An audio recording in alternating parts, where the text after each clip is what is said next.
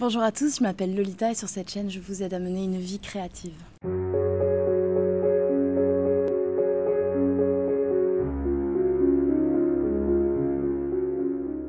Alors dans cette vidéo, je voudrais partager avec vous 5 conseils pour être plus inspiré et pour garder vos idées. Donc tout d'abord, bienvenue sur cette chaîne, si c'est la première fois que vous êtes là.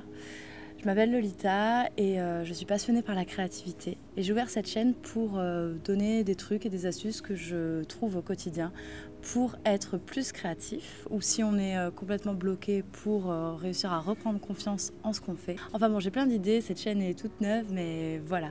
Si ça vous intéresse de me suivre, d'avoir des astuces, vous pouvez vous abonner en cliquant sur le bouton qui est juste en dessous de cette vidéo. Et si vous voulez être tenu au courant à chaque fois qu'une nouvelle vidéo est postée, vous pouvez activer la cloche de notification. Alors mon astuce numéro 1, c'est de ne pas attendre que l'inspiration vous tombe dessus, en fait. Stimulez-la plutôt. Donc je m'explique, en fait, je pense que attendre constamment le coup d'éclair, le coup de génie, la grosse inspiration qui arrive et qui nous met tout de suite dans le flow créatif avec plein d'idées d'un coup et tout, c'est pas forcément une bonne idée.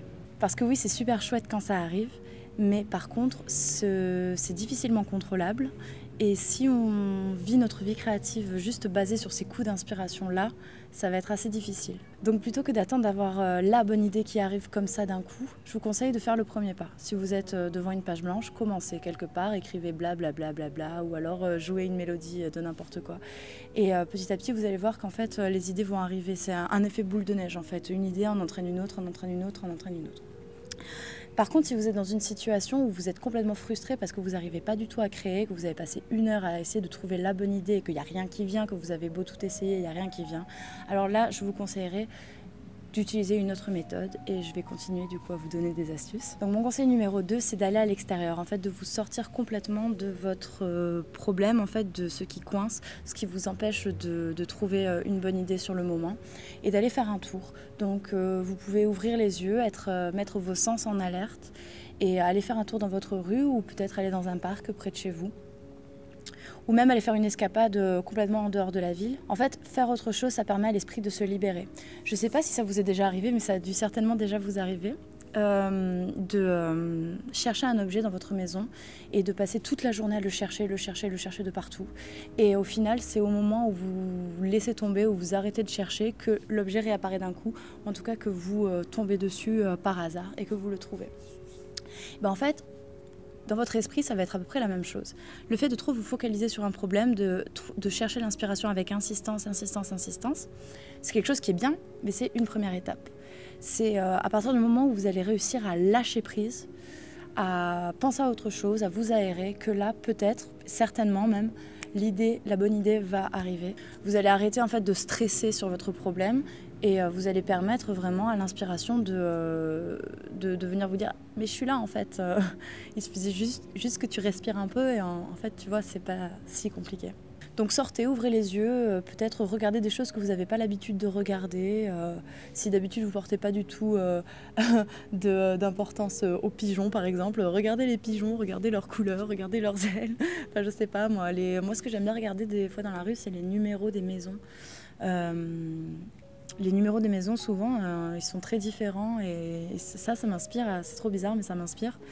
Ou alors aller vous asseoir à la terrasse d'un café et puis écouter les conversations des autres. Et puis les conversations, ça peut vous donner des idées si par exemple vous écrivez. Ou alors aller chez un fleuriste et respirer les parfums des fleurs. Parfois stimuler nos autres sens que la vue et l'ouïe. Ça peut être quelque chose de très stimulant pour l'inspiration. Mon astuce numéro 3, c'est d'aller à la découverte d'artistes que vous ne connaissez pas et que vous pourriez potentiellement aimer. Alors pour ça, il y a une technique qui est super bien. C'est une technique...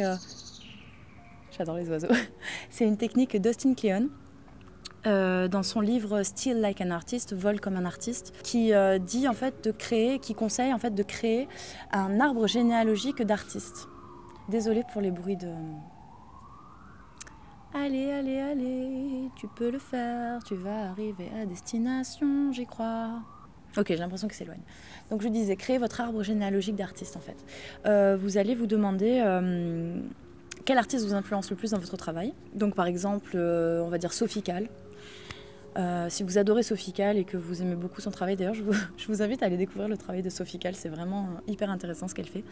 Et bien vous allez regarder sur internet quels sont les artistes qui l'inspirent le plus à elle en fait. Et donc vous allez sélectionner 2 artistes qui l'ont le plus inspiré dans des interviews, ou peut-être sur Wikipédia, ou peut-être que vous allez pouvoir trouver sur des sites internet des artistes similaires ou des choses comme ça. Mais c'est mieux de trouver en fait des artistes qui l'ont inspiré à elle vraiment, plutôt que des artistes similaires. Et donc vous allez avoir 2 artistes comme ça, et après à chaque fois donc vous allez partir de cet artiste-là et vous allez trouver les inspirations de cet artiste-là, et comme ça petit à petit vous allez créer votre arbre généalogique d'artistes en fait, et ça peut être un très bon moyen de trouver l'inspiration. Sinon après vous avez des sites comme Pinterest ou SoundCloud pour la musique qui peuvent être très bien pour trouver l'inspiration.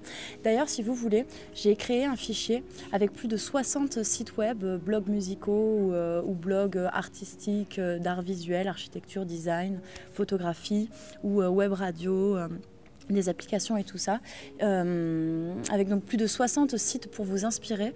Et si vous voulez l'obtenir, c'est gratuit, vous pouvez cliquer sur le lien qui est dans la barre de description et vous le recevrez gratuitement dans votre boîte mail. Mais voilà, allez sur des sites comme ça pour découvrir plein d'artistes, vraiment vous nourrir d'images ou de musique. C'est vraiment quelque chose qui est hyper bénéfique et peut-être que vous allez voir des choses que vous n'avez pas du tout l'habitude de voir, et ça va peut-être vous donner des idées justement. Alors mon 4e conseil, c'est faire quelque chose de nouveau ou faites quelque chose qui vous fait peur.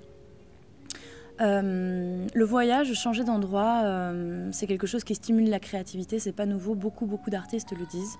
D'ailleurs, il y a pas mal d'artistes qui vont, par exemple des musiciens qui vont aller composer un album dans une maison de campagne à la nature ou dans un pays inconnu. Par exemple, Mathieu Bougart, il avait été à Barcelone, il louait un appartement à Barcelone et il avait composé un album comme ça, et d'ailleurs il avait vlogué, il avait filmé tout le processus créatif. Je vous mets les liens en barre d'infos, c'est sur Dailymotion je crois, mais ça c'est super intéressant. Mais en tout cas la nouveauté, c'est quelque chose qui stimule à fond la créativité.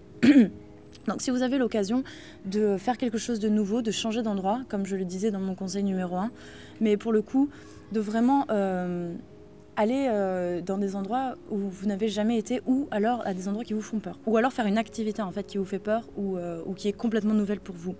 D'ailleurs souvent ça va de pair, souvent la nouveauté fait peur. Et les choses qui nous font peur sont des choses qu'on n'a pas du tout l'habitude de faire en fait. Par exemple, vous pouvez aller chercher sur internet un café ou un restaurant avec plutôt un café pour le coup. Enfin bref, un café avec une super belle déco qui vous inspire et tout, et d'aller travailler, d'aller passer l'après-midi à aller travailler là-bas. Ça peut être chouette de découvrir un endroit quoi.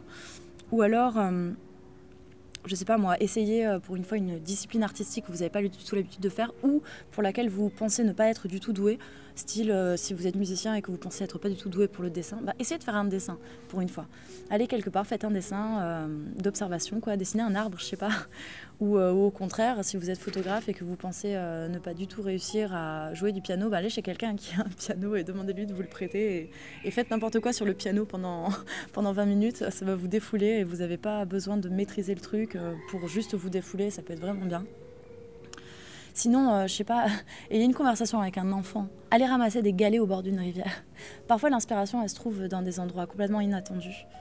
Et les endroits, les lieux qui nous résistent le plus, en fait, les choses, les activités qui nous résistent le plus, c'est souvent celles où on peut trouver les idées les plus innovantes et les plus inattendues, en fait. Et enfin, mon 5e conseil, qui est peut-être le plus important et auquel, franchement, on fait pas souvent assez attention, je trouve, c'est de noter vos idées quand elles arrivent.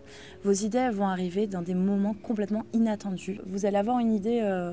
Bon, sous la douche, c'est un peu compliqué de noter, mais bref, essayez de la garder vraiment super fort dans votre tête, et quand vous sortez de la douche, vous la notez. Mais par exemple, quand vous êtes en train de vous endormir, gardez un carnet à côté sur votre table de chevet. En fait, ayez un carnet avec vous tout le temps. Vous avez vraiment un tout petit carnet comme ça avec un stylo, et vous l'avez dans la poche arrière de votre jean, et vous le gardez tout le temps. Et dès que vous avez une idée, vous allez la noter. Si vous ne pouvez pas avoir un carnet sur vous tout le temps, servez-vous de votre téléphone. Il y a une application qui est vraiment bien qui s'appelle Evernote, sur laquelle vous pouvez prendre des notes. Vous pouvez aussi lier des articles des sites web à l'application. C'est vraiment une chouette application, moi je m'en sers beaucoup. Donc voilà, utilisez une application, utilisez le mémo vocal ou le mémo écrit de votre téléphone, mais vraiment notez vos idées. Et même quand vous avez l'impression que c'est une idée nulle, notez-la quand même. Vous savez jamais, vous n'avez pas, en fait, sur le coup, vous n'avez pas le recul nécessaire pour juger si cette idée est bonne ou pas. Peut-être que en un coup, vous allez penser que vous avez une idée super bonne et en fait, avec du recul, elle sera vraiment nulle ou alors elle ne sera pas exploitable. Mais au contraire, à l'inverse aussi, vous pouvez avoir des idées qui vous paraissent extrêmement nulles et qui en fait sont des très bonnes idées. Donc notez toutes vos idées quoi. Et des fois aussi, vous allez avoir genre 2 idées nulles, mais qu'une fois qu'elles sont mises ensemble, ça donne une bonne idée. Genre croiser des idées comme ça, c'est... notez vos idées quoi. Les idées, en fait, on croit qu'on s'en souvient, mais on s'en souvient pas. Et des fois même, on se souvient. C'est même pas qu'on a oublié c'est même pas qu'on a oublié l'idée, c'est qu'on a carrément oublié qu'on avait eu une idée, quoi. Genre, on n'est pas là à se dire « Ah là là, hier, j'avais eu une super bonne idée, qu'est-ce que c'est ?» C'est juste, c'est disparu, quoi. Disparu. Et pourtant, sur le coup, on croit vraiment qu'on va s'en rappeler, quoi. On fait trop confiance à notre cerveau, en fait. Donc voilà, ayez un deuxième cerveau, que ce soit votre carnet ou votre téléphone. Et la petite astuce aussi, c'est de trouver un carnet avec une petite pochette dans la dernière page, quoi. Et dedans, vous allez pouvoir aussi glisser, par exemple, si vous trouvez des flyers avec une image qui vous inspire dessus, vous allez pouvoir la glisser dedans et pourquoi pas la coller sur une page et puis noter des idées qui vous viennent par rapport à cette image à côté et tout. Enfin bon, il y a plein de trucs à faire. Et moi, je préfère les carnets. J'adore les carnets. J'aime bien avoir le contact avec le papier, quoi. Et aussi, je suis une grande passionnée des carnets. J'adore les formes, les couleurs, les lignes. Enfin, j'adore écrire. Donc, j'adore les carnets. J'espère que ces conseils vous seront utiles, j'espère qu'ils vous ont plu. Si vous avez vous aussi des conseils pour stimuler l'inspiration comme ça, n'hésitez pas à les mettre en commentaire. Et puis moi, je vous dis à très bientôt pour une nouvelle vidéo. Et n'oubliez pas que vous avez votre PDF, plus de 60 sites, applications et autres pour stimuler votre inspiration, qui se trouve en description. Vous avez juste à cliquer sur le lien, c'est gratuit et vous allez pouvoir obtenir très facilement ce fichier si ça vous dit d'être plus inspiré au quotidien. Moi, je vous dis à très bientôt pour une prochaine vidéo et prenez soin de vous. Bye bye!